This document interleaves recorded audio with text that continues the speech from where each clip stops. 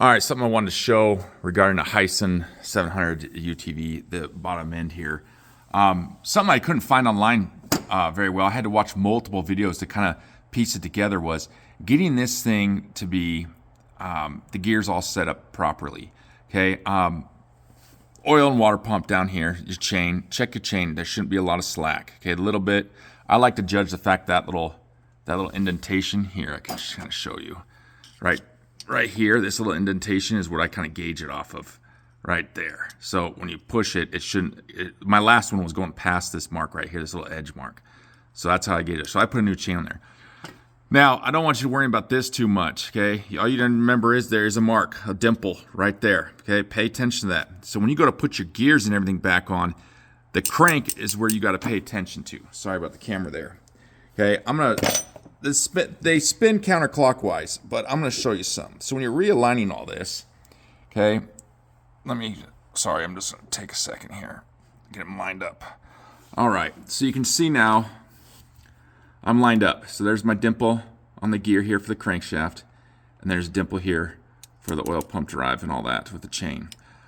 But behind this spring is another dimple, like these dimples, but it's behind here. I was fortunate enough, somebody else had opened this up because I bought it used and had made yellow marks, kind of making it a little easier for me. But behind this spring, you pop this out, okay?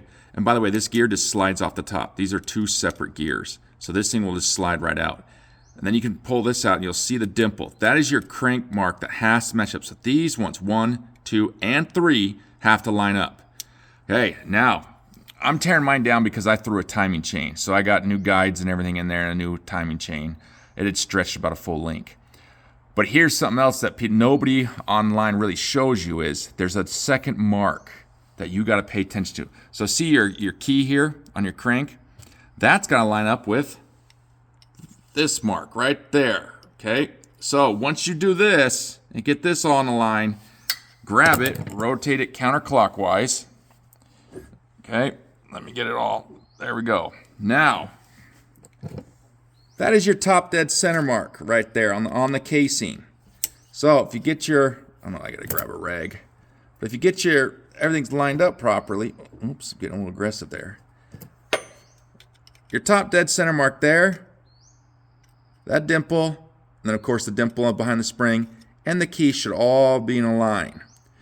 Now the last thing you gotta do is you gotta come up here to the cylinder head and the top, the cover, the valve cover on it, okay? I got a little bit of a glare here, but I have to now adjust my cam. See, there's the dimple. That dimple needs to be along here. And there's another dimple that's down here. Oops, sorry, it's going out of focus. But down over here is another dimple that you can't see.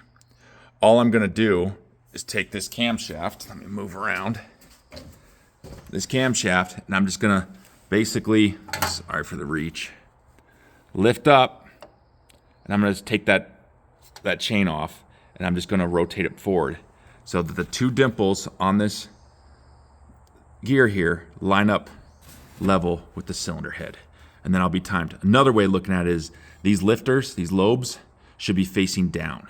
So they will be facing, there's two of them, but they'll be facing down roughly. One this way, one this way, but they'll be facing down.